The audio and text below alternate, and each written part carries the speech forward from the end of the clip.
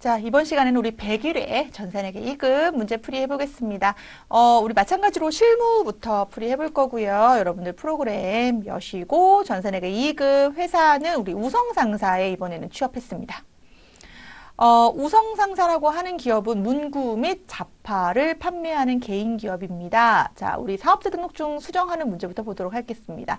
자, 보시면 회사 등록 메뉴에 다음과 같은 내용이 있는데 이것이 누락된 부분이 있으면 추가 입력하고 잘못된 부분은 또 정정하시오 이렇게 나와 있습니다. 자, 사업자 등록증에서 지금 일반 과세자 이렇게 되어 있네요. 이제 부가가치세법상 과세자라는 뜻인데요. 이제 부가가치세법 내용은 우리가 이제 전산회계 1급에서 공부를 하게 되기 때문에 우선은 이 내용들은 좀 스킵하고 넘어가고, 자, 상호명, 대표자명, 개업 연월일을 여러분들이 회사 등록에 들어가셔서 있는 우성상사의 내용하고 동일한지를 한번 파악을 해보시겠습니다. 자, 사업자 등록증 1021-98692 이렇게 잘 되어 있고요. 그쵸? 지금 보시면 과세 유형이요. 간이과세라고 되어 있는데 우리는 일반 과세자입니다. 간이과세냐 일반 과세냐는요. 직전 사업연도에 그 매출의 공급대가가 8천만 원을 기준으로 보시면 되겠습니다. 그래서 일반 과세자라고 보고요. 물론 간이과세자가 되지 않는 업종들도 있습니다. 간이 배제 업종이라는 개념이 있는데 그런 것들도 좀 나중에 보시면 좋을 것 같아요. 일반 과세자로 바꿀 거고요. 자, 대표자 명의 손희정이 아니라 누구다? 손우성이다. 자, 그리고 업태도 우리가 보면, 자, 지금 서비스로 되어 있는데요. 뭐로 바꿔야 돼요? 도소매로 수정합니다. 문구 및 자파.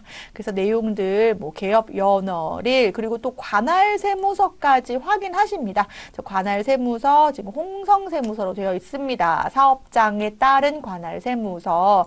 그거까지 확인하시고, 예, 넘어가겠습니다. 우성상사 닫기. 자, 다음은 우성상사의 전기분 재무상태표입니다. 입력된 되어 있는 자료를 검토하여 오류 부분은 정정하고 누락된 부분은 추가 입력하시오라고 되어 있습니다. 자, 우리 전기분 재무상태표 한번 들어가 볼까요? 자, 들어가 보시면 현금 이 300밖에 안 돼 있네요. 4,300으로 수정하겠습니다. 그러니까 여기 지금 큰 금액을 보셔도 되는데 지금 재무상태표 자체가 지금 계정 과목만 있으니까요. 자, 당좌예금, 보통예금, 외상매출금. 지금 보시면 외상매출금에 대한 뭐가 없습니까? 대손충당금이 없는데요. 여러분 여기 하단에다가 바로 109번으로 둡니다. 109번은 108번에 더하기 1번이란 뜻이고 그것은 바로 대손충당금이 외상매출금을 쫓아다니면서 평가한다라는 계정입니다. 얼마? 40만 원 넣어줍니다. 자, 요 개념은 제가 한 번 더 설명드립니다. 자, 계정과목 및 적요 등록 가보시면 자, 우리 방금 봤던 외상매출금을 확인할 수가 있는데요. 자, 보시면 외상매출금에 대한 대손충당금도 내용을 확인할 수 있고 차감적 개념이라고 되어 있는데 옆에 보시면 관계에 누가 걸려 있습니까? 108번이 걸려 있습니다. 그러면 외상매출금을 차감해주는 계정이 누구란 뜻입니까? 대손충당금이란 뜻입니다. 그런데 지금 우리가 그 재무제표 자료에는 지금 대손충당금이 들어가 있었는데 프로그램상에서는 없었으니까 이걸 여기다 넣어주는 거예요. 그러면 여기다 넣어주면 어떻게 되나요? 네, 나중에 정렬됩니다. 숫자별로, 순서별로 정렬되니까 걱정하지 마시고 예, 넣어주겠습니다. 자, 그리고 우리 각각의 받을 대손충당금 확인하시고, 자, 상품, 그리고 차량 운반구, 그리고 차량 운반구에 대한 감가상각 누계액이 120 되어 있는데 이거 1,400이죠? 네, 수정하면 대차 차액이 제로가 되네요. 예, 그래서 나머지까지 다 확인해 보시고 나오겠습니다. 자, 대차 차액이 제로가 되는 것이 바로 재무상태표에서 우리가 확인해야 될 부분입니다. 자, 그래서 자산 총계 4억 1,080, 대변의 부채와 자본 총계 4억 1,080까지 확인하시고 예, 닫기 하고 넘어오겠습니다. 자, 다음 문제 우리 3번 갈까요? 자, 3번. 자, 거래처 등록 메뉴에서 신용카드 등록하는 문제가 또 나왔네요. 자, 거래처 등록하셔서 일반 거래처, 금융기관, 신용카드에서 몇 번으로 99811번으로 이름은 나라카드. 자, 우리 매입 유형은 매입 카드로 가셔서 매입카드 번호를 입력하겠습니다. 1000 2000, 3000, 4000. 자, 사업용 카드로 입력합니다. 네. 추가 입력될 내용은 없습니다. 나오겠습니다. 닫기. 자, 2번. 자, 거래처별 초기 6월 채권과 채무 잔액이 다음과 같다. 입력된 자료를 검토하여 잘못된 부분 삭제, 수정, 추가 입력하시오.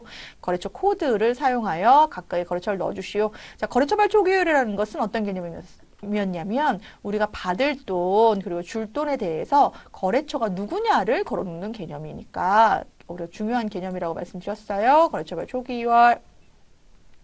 뭔가 이상하다 하시면 불러오기 하셔야 돼요. 불러오기. 예. 불러오게 하시고, 자, 외상 매출금 클릭하신 상황에서, 자, 하나하나 유통 상사가 얼마입니까? 900이 아니라 1000이다. 자, 브런치 상사는 얼마이다? 2000이다. 그리고 하위 상사가 얼마다? 1000이다. 예. 자, 지금 4000 중에 각각의 거래처한테 회수하여야 할 금액 확인, 대차 차액 0. 그 뜻은 무엇입니까? 4000에 대한 거래처들이 다 연결이 됐다는 뜻으로 이해하시고 넘어가시겠습니다. 자, 외상 매출금 클릭. 다온 유통이 3,900이고요. 추가로 F2 누르시고요. 거래처 순임 상사 엔터. 금액이 얼마입니까? 2,000. 이렇게 입력하겠습니다. 네, 대차 차액 제로 확인하시고 닫기. 자, 이번에는 우리 일반 전표 입력하겠습니다. 자, 하나하나 볼까요? 7월 9일 영업부에서 사용할 차량을 구입하고 당좌 수표 를 발행하여 지급하였다. 자, 금액에 대한 개념, 차량 운반구 얼마? 1,500. 당좌 수표 발행했다는 것은 우리 기업 당점의 당좌 예금의 감소를 가져오는 거래입니다. 자, 실무에서는 당좌 예금에 대한 거래처, 은행 거래처도 걸어주는 거 필수인데요. 우리 전산회계 시험에서는 생략하고 넘어갑니다. 자, 7월 9일 일반 전표. 차변의 차량 운반구 1,500이었나요? 1,500. 대변의 당좌예금이었습니다. 1,500. 당좌예금 당좌 치셔도 되고요. 이제 많이 입력하다 보면 우리가 이제 코드가 이제 눈에 들어와요. 101번은 현금, 102번은 당좌예금, 103번은 보통예금, 108번은 외상매출금 이런 식으로. 그래서 그렇게 코드로 뜨셔도 됩니다. 8월 1일 영업부가 사용하는 본사 사무실의 관리비 30만 원을 보통예금에서 이차하였다. 우리 건물관리비라는 계정이 있었어요. 보통예금에서 이차하였으니까 건물관리비 30, 우리 보통예금 30 이렇게 기록합니다. 건물관리비. 최근에 나오게 되는 계정이에요. 사용하게 된 계정이에요. 우리 회계시험에서. 그리고 보통예금 얼마? 30. 자, 그래서 8월 1일 가볼까요? 8월 1일 본사 건물 관리비, 관리 이렇게 칠게요. 관리비. 가보시면, 네. 건물 관리비 금액이 얼마입니까? 30. 대변의 보통예금 103번 30 이렇게 됩니다. 8월 4일 본사의 주민세 사업소분 62,500원을 현금으로 납부하였다. 예, 본사에서 발생되는 지방세가 있다는 거예요. 이거 세금과 공과 현금 처리하겠습니다. 62,500원 8월 4일 세금과 공과 출금전표로 입력하면서 오랜만에 62,500원. 자, 8월 12일 회사 대표 손우성 씨의 명함을 디자인 명함에서 인쇄 제작하였다. 대금은 현금 지급하였고 현금 영수증 수취했네요. 2만 원. 그러면 요거와 관련돼서 우리가 회계 처리했을 때 여러분들 계정 과목 중에 도서 인쇄비라는 게 있었어요. 인쇄 개념으로. 그래서 도서 인쇄비 2만 원 처리하면서 현금 지급한 회계 처리하도록 하겠습니다. 8월 12일 도서 인쇄비 2만 원 현금 처리한다.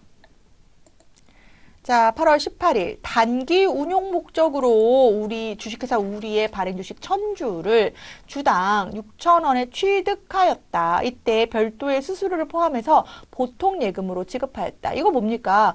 우리 회사 지금 여유자금 좀 있는데 잠깐 다른 회사 저기 주식 좀 사봐. 이렇게 투자 좋은 정보가 있어. 뭐 이런 거잖아요. 그렇죠? 그럼 차변에 단기 매매 증권. 자, 우리 회사의 주식을 발행할 때가 아닌 다른 기업의 주식을 살 때는 액면 금액이 중요한 게 아니라 취득 금액이 중요해요. 그래서 얼마로 기록하십니까? 600만 원. 그런데 우리가 보통 예금을 600만 원만 주지 않아요. 왜냐하면 뭐가 붙어가지고 수수료가 붙어서 613만 원 줬다는 거예요. 그럼 13만 원은 뭐다? 유일하게 자산의 취득 시의 부대 비용이긴 하지만 따로 무슨 비용 처리하는 거? 수수료 비용 처리하는 거. 몇백 번대로? 900번대로. 왜냐하면 영업 외 거래이기 때문에. 그래서 18일로 가볼까요? 차변에 단기 매매 증권 600. 차변에 수수료 비용. 여기서 800번대로 가지 마시고 900번대로 가셔야 됩니다. 얼마? 13만 원. 대변에 보통 예금 103번 613만 원. 자, 이번에는 9월 3일 가겠습니다. 자, 9월 3일 수원문구에 상품을 공급하기로 하고 7월 25일 체결한 계약에 따라서 상품을 공급하면서 아래 명세서를 발행하였다. 계약금을 제외한 나머지 대금은 외상으로 한다라고 되어 있는데요. 지금 우리가 매출하는 입장이죠. 즉 뭐예요? 공급자입니다. 그런데 지금 현재 전표는 9월 3일자 전표를 입력하는 건데요. 7월 25일 날 무슨 내용이 있었을까요? 7월 25일 날 뭐 왔다는 거예요? 선수금 받은 내역이 있다는 거죠. 선수금. 자, 조금 더 자세하게 보면 요 입금 50만 원은 계약금으로 지금 공급 대가의 10%를 현금으로 수령한 거다라고 되어 있습니다. 그럼 이 공급 대가는 사실 부가세를 포함한 금액이긴 한데 그러한 내용들은 좀 스킵하고 넘어갑니다. 왜냐하면 전산회계 1급에서 우리 할 거니까. 자, 그러면 여기서 선수금이 얼마입니까? 50만 원. 현금 얼마? 50만 원. 그런데 요 거래가 있는 상황에서 지금은 몇 월 며칠? 9월 3일 날 판매한 거죠. 얼마? 500만 원어치. 그러면 당연히 선수금 제하고 얼마만 받으면 되겠습니까? 450만 원만 받으면 되는데 그걸 뭐로 하겠다는 거예요? 외상으로 하겠다는 거예요. 그러면 분괴를 할 때 어떻게 하면 됩니까? 우리 차변에 선수금 얼마? 50만 원.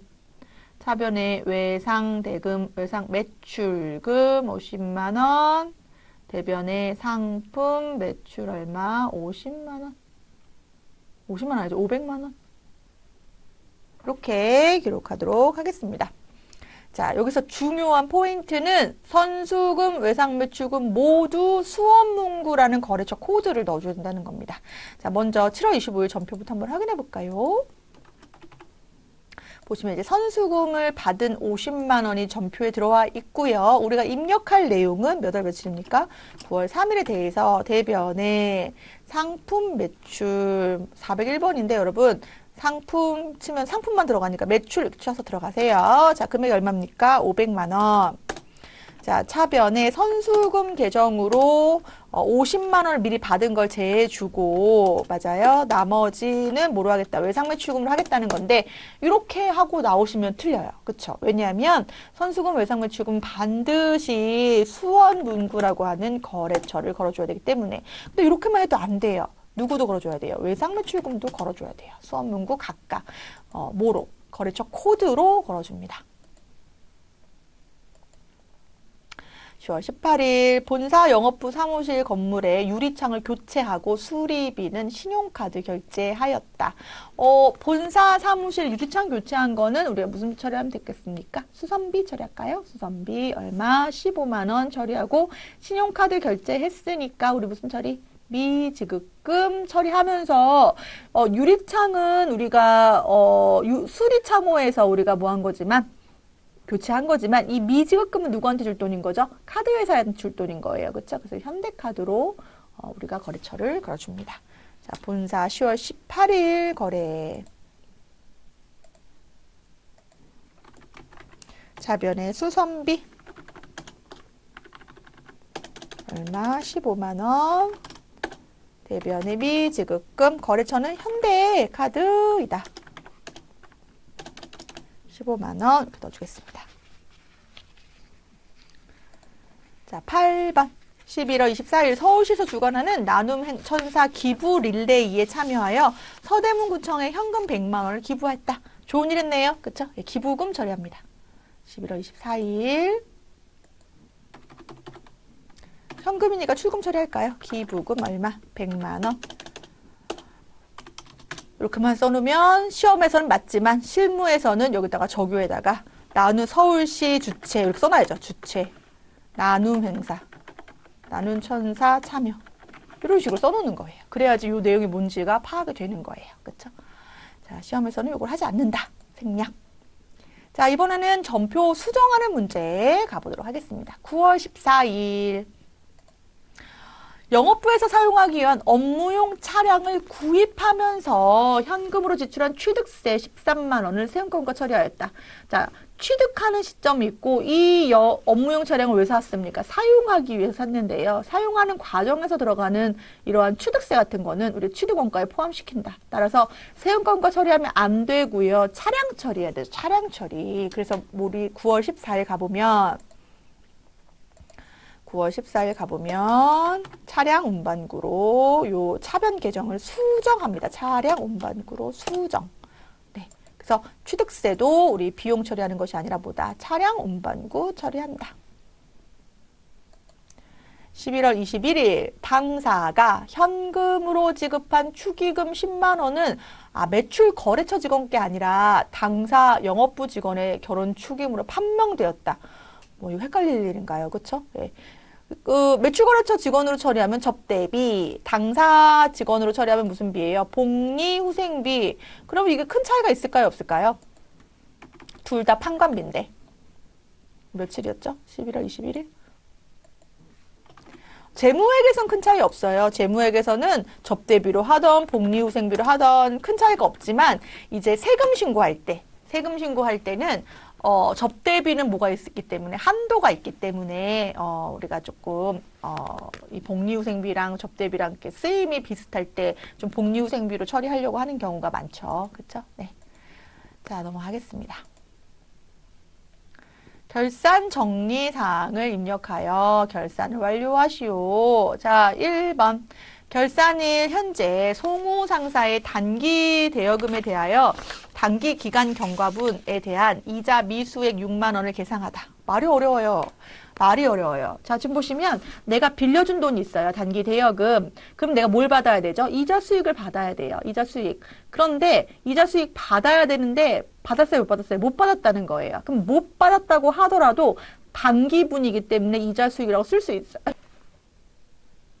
그렇지만 이것을 우리가 받았습니까? 못 받았습니까? 못 받았기 때문에 미수금이다. 미수수익이다. 이렇게 쓰는 거죠. 미수수익이라고 쓰는 이유는 못 받은 수익이라고 하는 더 명확한 계정이라고 보시면 되겠습니다. 따라서 여기다 사실 송호상사까지 써주면 퍼펙트하죠. 자, 입력하겠습니다. 몇 월 며칠자리 입력하십니까? 12월 31일. 답안에는 미수수익에는 안 쓰는 걸로 되어 있네요. 네. 자, 12월 31일 가셔서 차변에 미수수익 송호상사 써있으니까 넣어줘도 돼요. 네, 금액 얼마입니까? 6만 원. 이렇게 답안에 안 써있으면 안 넣어줘도 답안 처리해주겠다 이 뜻이죠. 뭐 이자 수익 얼마? 6만 원. 그러니까 미수수익에 대해서 거래처가 나올 때도 있고 안 나올 때도 있으니까. 자, 2번. 기말 현재 가지급금 계정 잔액이 있다. 여러분 가지급금은요 임시계정입니다. 임시계정은 재무제표에 반영하지 않습니다. 왜냐하면 재무제표라고 하는 것은 우리 정보 이용자가 봐야 될 정보인데 그 정보 안에 임시적인 내용들이 들어가 있으면 그 정보의 효용성이라든지 유용성에 안 좋은 영향을 미칠 수 있다라고 보는 겁니다. 따라서 임시계정은 장부에 반영하지 않는데요.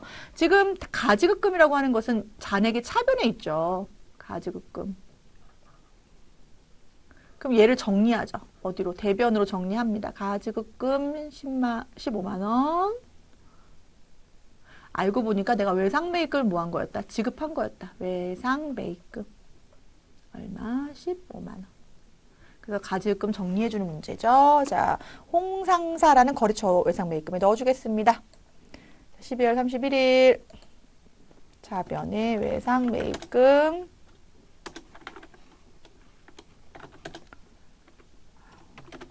자, 홍상. 얼마였냐면 15만 원. 자, 가지급금에 대해서 우리가 정리하는 문제. 얼마? 15만 원.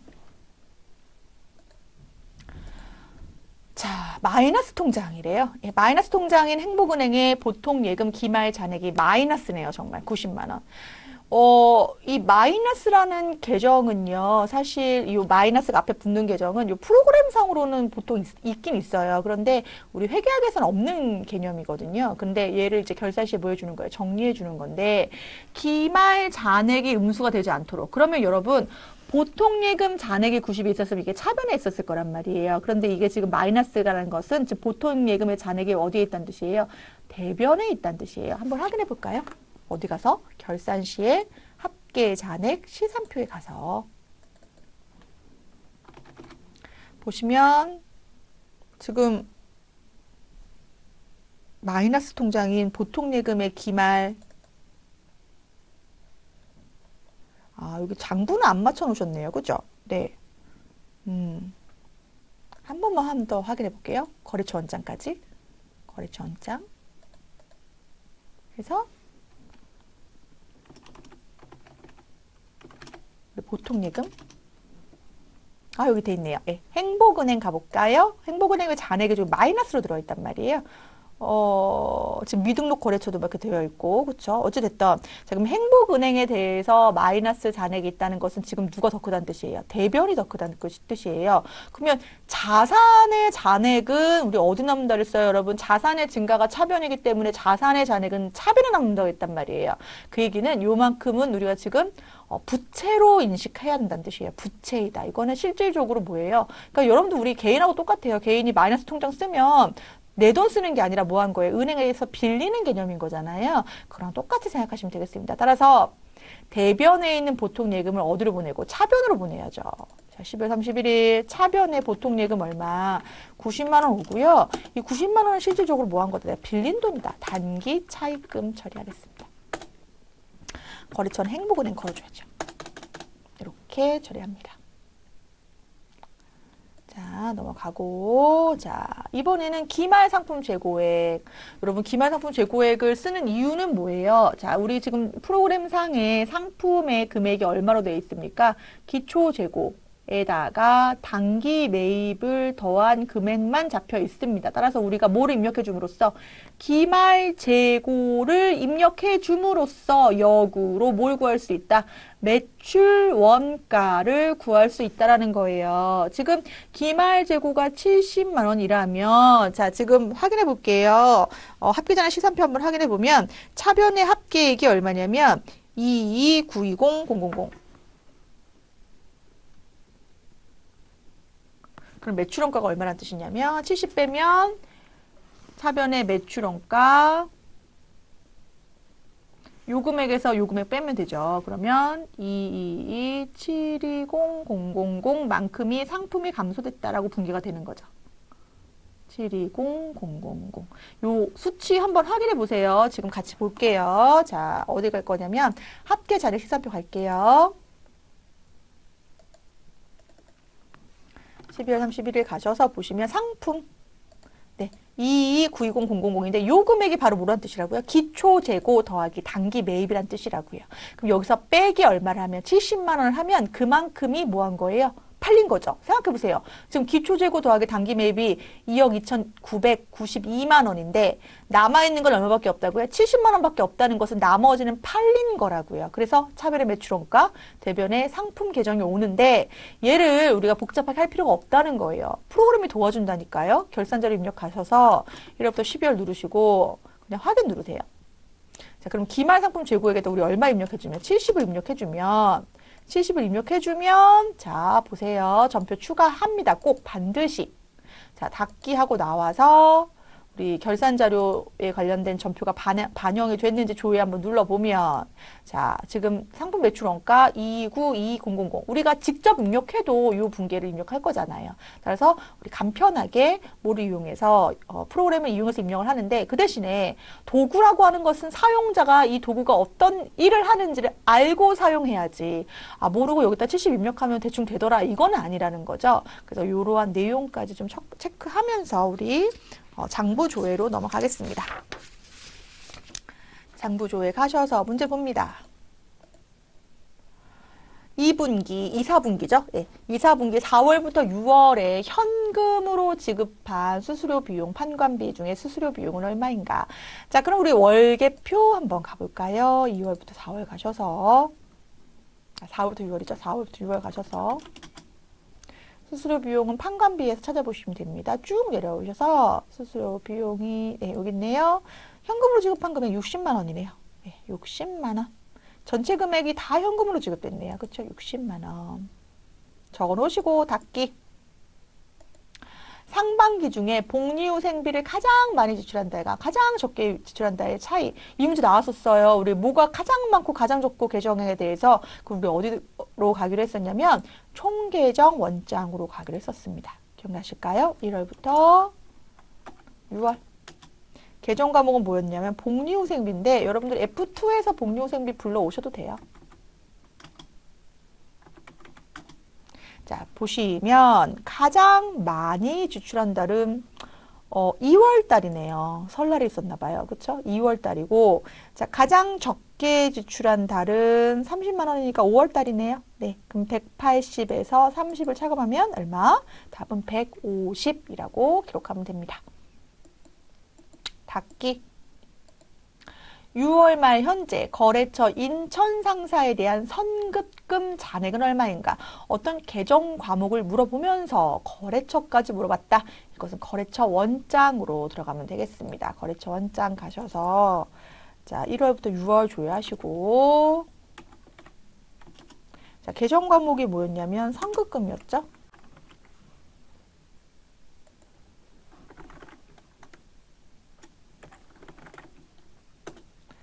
자, 여기서 여러분들이 인천 상사를 입력하셔도 되고요. 그냥 공란으로 두고 엔터 쳐도 전체를 보여주기 때문에 인천 상사를 거기서 찾으시면 돼요. 자, 지금 보시면 잔액이 얼마 남아 있습니까? 520만 원. 네, 520만 원 회수가 안 됐네요. 그쵸? 네, 답은 520. 적고 나오셔서 이제 쭉 올라가서 이론 문제 보도록 하겠습니다. 1번 다음 중 회계상 현금으로 처리하는 것은 현금으로 처리하는 통화대용증권.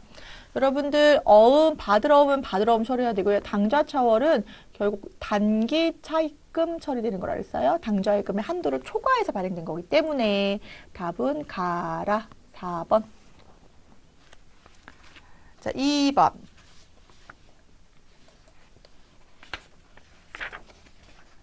자, 다음 아래의 자산과 부채의 유동성과 비유동성 구분 기준에 따라 분류한 것 중에 다음 중 옳은 것은 이라고 되어 있습니다.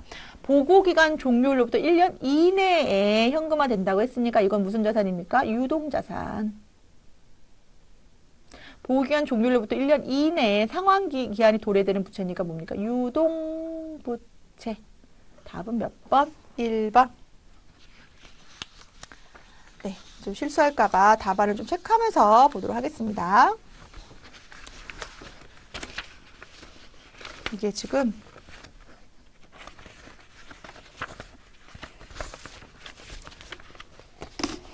책상이 좀 좁아요, 여러분. 네. 자, 넘어갑니다. 3번. 다음 거래 내용에 대하여 거래 요소의 결합관계 문제 잘 나오네요. 거래 종류 문제도 나왔네요. 상품 판매 전 시장에서 업무용으로 사용할 목적으로 컴퓨터와 프린터기를 150만 원을 구매하였다. 사용할 목적의 유형자산 비품 구입했습니다. 비품 얼마? 150만 원. 그리고 구매대금에 대해서는 부채죠. 미지급금이라고 하는 카드대금으로 처리합니다. 그러면 차변에는 자산이 증가했고 대변에는 부채가 증가했는데요. 이 거래는 자산하고 부채의 공통점은 둘 다 뭐라는 거? 둘 다 재무상태표 개정이라는 거. 자, 재무상태표 개정끼리 이루어진 거래를 우리가 무슨 거래라고 합니까? 교환 거래라고 하니까요. 답은 1번이죠. 자산의 증가, 부채의 증가, 교환 거래. 조금 더 설명하면 한쪽 차변이나 대변에 수익이나 비용 계정이 들어가면 손익거래고요. 차변이나 대변에 수익 계정하고 자산 부채 계정이 혼합된 게 혼합거래라고 볼 수가 있겠습니다. 4번. 다음 중 상품의 취득원가에 가산하여야 할 항목은, 자, 상품의 취득원가에 가산한다는 얘기는 가산한다는 건 더해줘야 될 항목을 찾는 건데요. 지금 매입했다가 반품 보내거나 매입했다가 물건값을 깎거나 매입했다가 내가 외상 매입금 빨리 갚아서 뭐 하게 되는 거, 할인받는 건 다 차감 항목인 거고, 자, 상품을 수입함에 따른 관세라고 표현이 되어 있는데, 여러분 수입이라고 하는 건 이제 무역거래, 국제거래에서 우리가 이제 외국에서 우리나라로 물건이 들어오는 겁니다. 그러면 우리가 무슨 얘기 했었냐면, 상품이라고 하는 것은 왜 구입을 합니까? 무슨 목적으로? 판매 목적으로 구입을 해야 됩니다. 그럼 판매하려면 우리가 가지고 있어야 되는데, 자, 수입을 하려면 중간에 관세청을 통해서 관세도 내야 되고 통관 수수료도 내야 한단 말이에요. 그러면 이거는 당연한 그 매입 시의 부대 비용으로 볼 수가 있다는 거예요. 세금이 아니라. 그래서 이 관세도 가산해야 될 항목이다. 답은 4번. 자, 다음의 자료 누락분을 반영한 후 수정 후 당기 순이익은 얼마인가 라고 되어 있는데요. 자, 우리가 총 수익에서 총 비용을 차감한 것이 바로 당기순이익인데요. 지금 수정하기 전에 당기순이익이 얼마나 되어 있냐면 100만 원으로 되어 있습니다. 근데 이제 다음의 내용을 지금 수정을 해야 된다는 뜻이에요. 지금 보시면 이자 비용의 기간 경과분의 반영을 누락했다라고 되어 있습니다. 이 얘기는 뭡니까?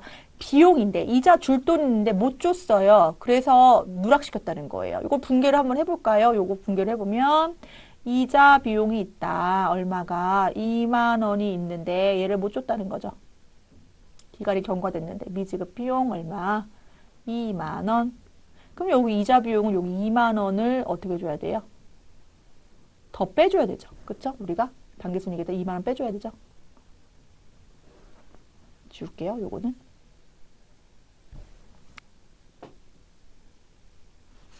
자, 그러면 전액 비용 처리했던 보험료가 있대요. 보험료. 예를 들어서 20만 원이 있는데 얘를 비용 처리했는데 사실 요 20만 원은 이 중에 20만 원은 뭐라는 거예요? 단기 보험료가 아니라는 거예요. 뭐예요? 차기분이라는 거죠. 성급 비용이라는 거죠.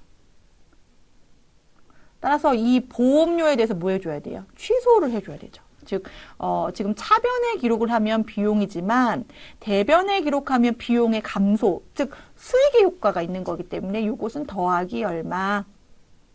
20만 원.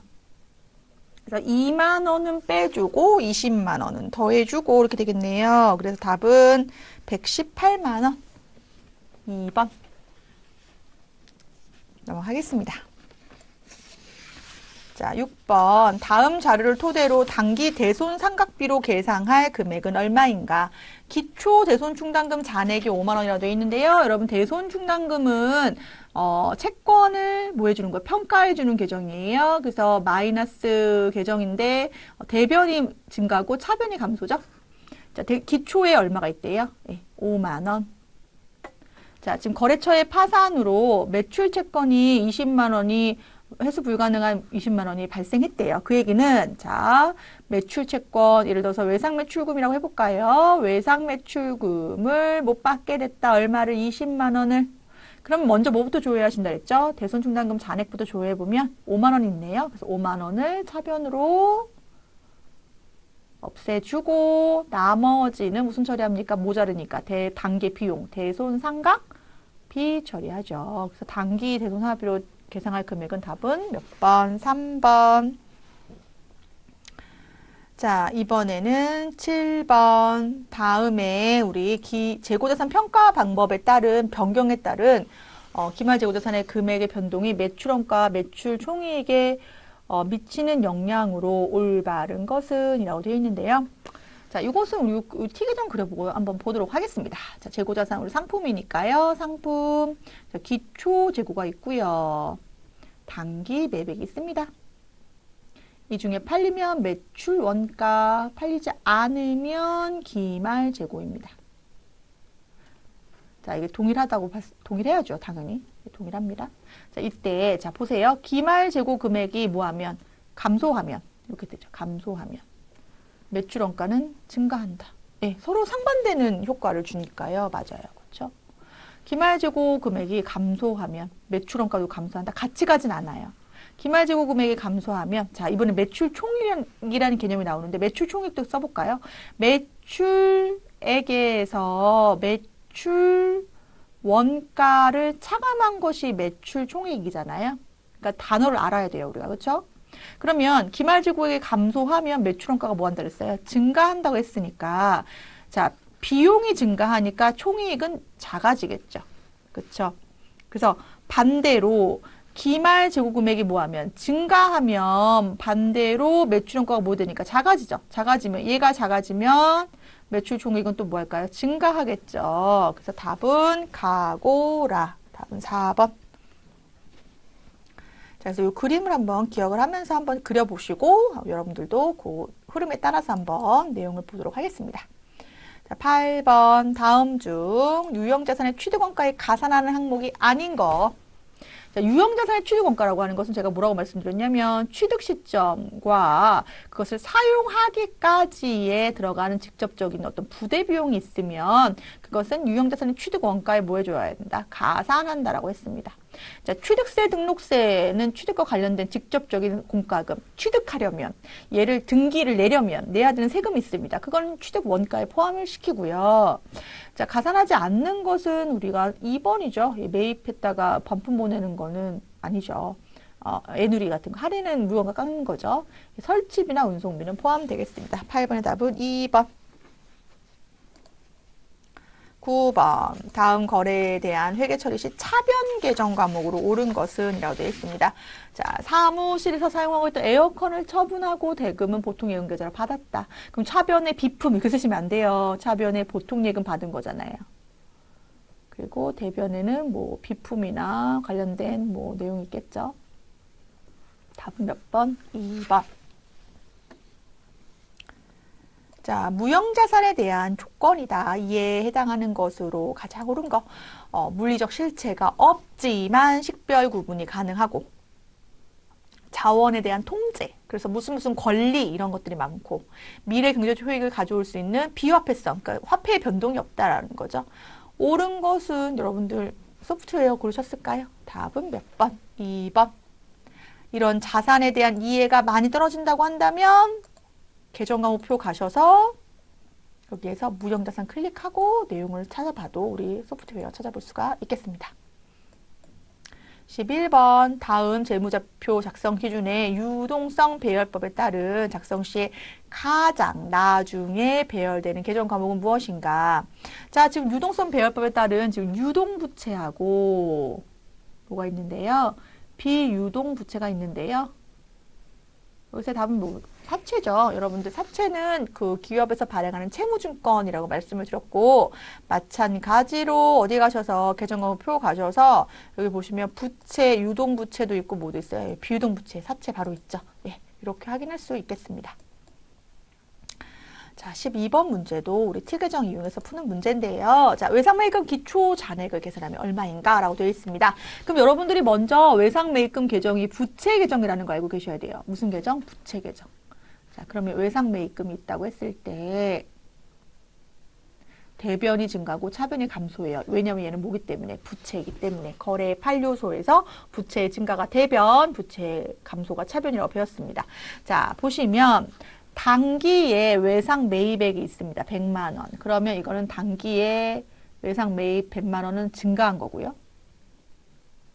자, 외상 매입금 중에 환출한 게 있대요. 매입했다 환출했다는 것은 반품 보냈다는 거니까 감소액이죠. 환출. 얼마? 5만 원. 자, 기말에 지금 얼마 남아있대요? 기말은 여기 차변에 적어줘야 돼요. 왜냐하면 기말 잔액은 다음 달로 미뤄줘야 되기 때문에 30만 원 지금 갚을 돈이 있대요. 그런데 얼마를 또 갚았대요? 단기 지급액이라고 되어 있잖아요, 여러분. 지급액이 얼마다? 110만 원이라고 되어 있어요. 그럼 이게 감소 요인, 증가 요인을 한번 보면 지금 감소 요인만 계산을 해보면 얼마로 나오냐면 145만 원이 나오거든요. 근데 지금 단기에 발생한 게 얼마기 때문에 100만 원이라는 것은 기초에 얼마가 갚을 돈이 얼마가 넘어왔다는 뜻이다. 45만 원이 넘어왔다는 뜻이다. 그래서 답은 몇 번? 4번. 자, 우리 13번 문제 보겠습니다. 개인 회사인 대성 상사의 기말 자본금이 51만 원일 때 다음 자료에서 알 수 있는 단기의 인출금은 얼마인가 라고 되어 있습니다. 자, 그러면 우리 자본금과 관련된 우리 티그정을 한번 그려볼까요? 자, 자본금은 대변이 증가고 차변이 감소입니다. 자, 기초가 있었고요. 지금 기말도 자료에 나와 있어요. 기초가 얼마였냐면 100만 원이었고요. 기말이 얼마였냐면 51만 원이었어요. 자, 그러면 여기서 단기 인출금을 구하는 문제인데요. 지금 보시면 기초자본금 이외에 추가 출자액이라는 게 있는데 이것은 실질적으로 자본금의 증가를 얘기하는 거죠. 출자를 더했다. 그럼 얼마가 30만 원이 있고, 그쵸? 또한 총수익이 있고 총비용이 있다는 것은 총수익에서 총비용 뺀 얼마에 대해서 11만 원에 대해서 뭘 구할 수 있다는 거예요. 단기순이익을 구할 수 있다는 거죠. 여러분, 손익계산서에서의 단기순이익은 기초자본에 더해진다고 했습니다. 자본의 증가 요인이라고 했습니다. 그래서 단기순이익도 뭐예요? 자본의 증가 요인입니다. 얼마? 11만 원. 그러면 증가 요인이 이렇게 많네요. 자, 대변의 합계액이 얼마입니까? 151만 원. 151만 원 맞나요? 141만 원이죠. 141만 원. 그런데 지금 기말 잔액이 얼마 남았다는 것은 51만 원 남았다는 것은 그동안에 인출한 금액이 얼마란 뜻이에요? 예, 90만 원이라는 뜻이죠. 예, 그래서 답은 1번. 자, 넘어갑니다. 14번. 자, 영업손익에 영향을 미치는 거래는 무엇인가? 이 말에서 출제자가 원하는 것은 여러분들이 이 구조를 알고 있기를 원하는 거예요. 매출액에서 뭘 차감하고 매출 원가를 차감하고 그럼 뭐가 됩니까? 매출 총이익에서 판매비, 관리비를 차감하면 영업이익에서 자, 영업외 수익은 뭐 해주고 더해주고 영업외 비용은 빼주고 이렇게 하는 거잖아요.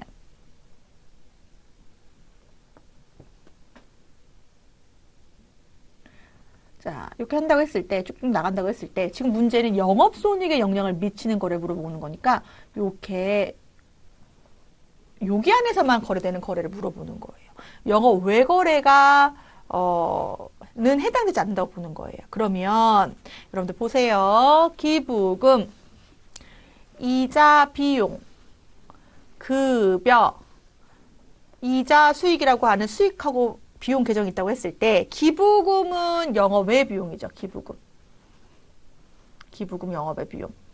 이자 비용도 영업외 비용이죠. 급여만 판관비죠. 답은 3번이죠. 여기 안에 들어가는 거래를 찾는 문제니까. 그래서 여러분들이 기본적으로 해당 거래에 대한 비용이 어떤 비용이 계상되는지에 대한 얘기를 할 때는 판관비인지 영업의 비용인지를 좀 다시 한번 생각하는 기회가 되겠다. 그리고 여기 이자 수익도 영업의 수익이죠. 네.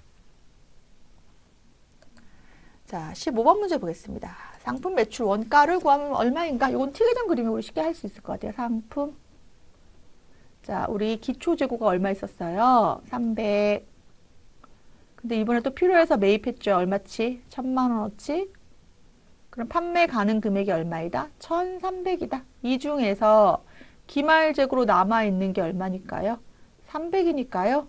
아, 그러면 나머지는 팔렸구나. 그게 바로 1000만 원이구나 라고 보는 것이 바로 상품 매출 원가를 우리가 계산하고 하는 부분이었습니다. 답은 몇 번? 네, 3번. 자, 여기까지 해서 우리 전산회계 2급 몇 회였어요? 101회 문제풀이 해봤고요. 여러분들 보시면 결국은 분계에 따른 장부에 미치는 영향까지 이론에서는 체크해야 되는 거기 때문에 그 부분 좀 중점적으로 여러분들 보시도록 하겠습니다. 예, 수고하셨습니다.